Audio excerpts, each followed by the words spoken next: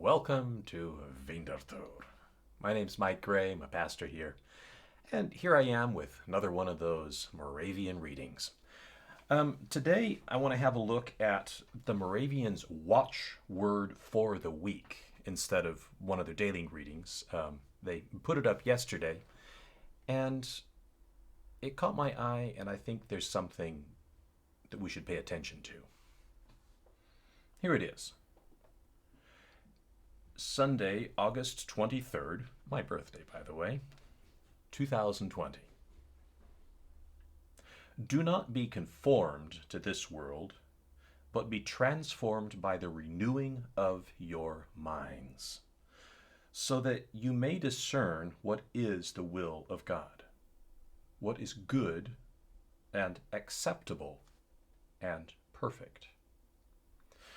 That comes from Romans chapter 12, verse 2.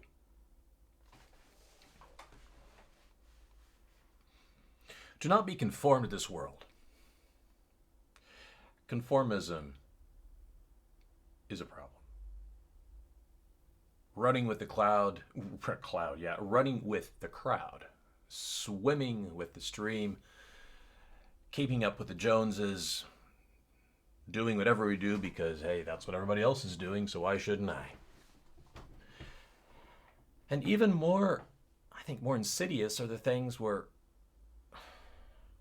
we're compromised, we've become part of stuff that isn't good, isn't healthy, and we don't even notice it. How are we conforming to unhealthy things in our world, in our society? And what can we do to transform the way we live to be radically different? Look, there are 100 things, and I could spend hours talking about all the things I think aren't healthy in our culture right now that we should be doing differently.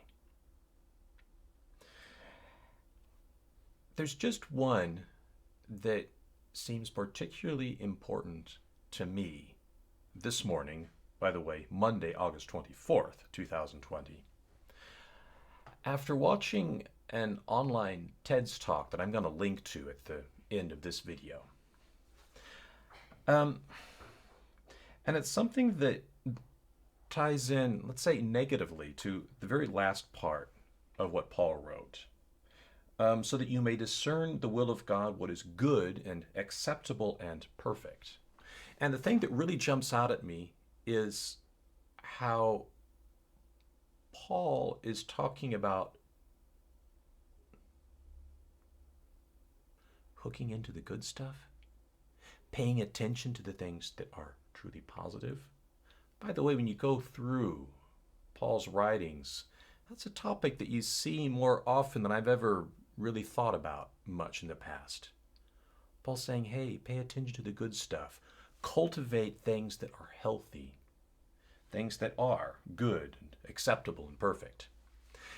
And, maybe this is kind of a backwards criticism, but we have cultivated a culture of outrage, of negativity over many, many years now.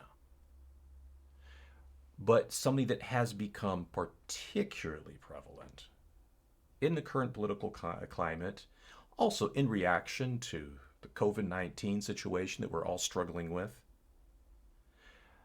But I think that we as Western culture don't tend to cultivate a mentality of looking for the things that are good and acceptable and perfect, but rather of attacking whatever things we think are bad, unacceptable, and imperfect. And there is a difference.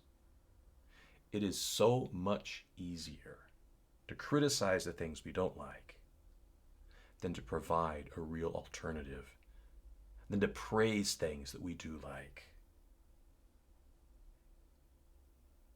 Not to tear down, but to build up. And the TED's talk that really got me thinking about this is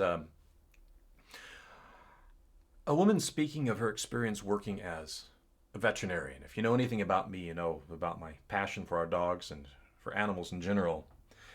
And something that I was already aware of is that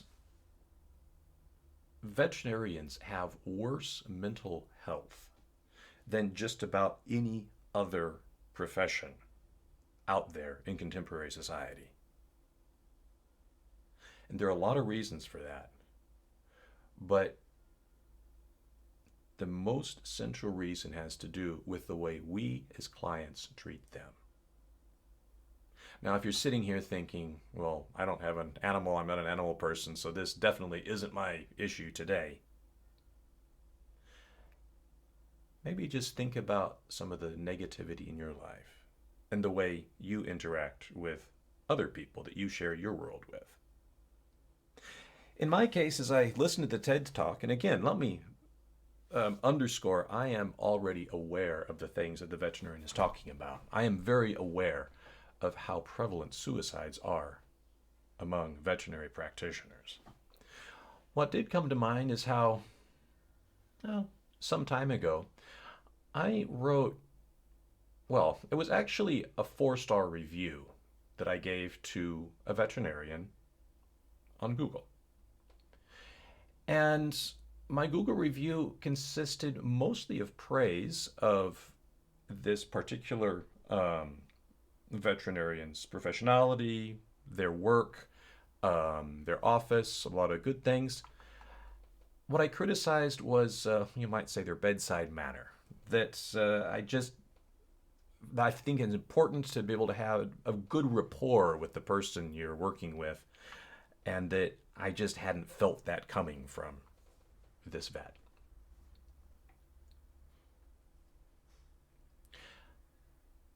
Let me also say that I have since changed what I wrote, or updated it, edited it, and said that I'd got to know the person in question better and come to recognize actually what a kind person they are and how much I appreciate them. Nonetheless, thinking about what criticism of a person's personality and motivation can do to someone, how hurtful that can be, got me to thinking very carefully about this culture of criticism, of dislike, often of outrage, that we are all part of. It got me to thinking about myself. Am I conforming or am I transforming?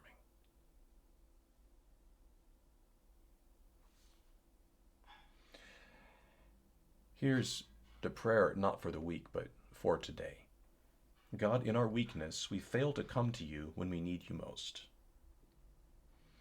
When we do strike up the courage to approach you, may your inviting arms reassure us that we're always welcome and that you are always transforming. That last bit was my own. Amen. Make sure you watch that talk. Bye now.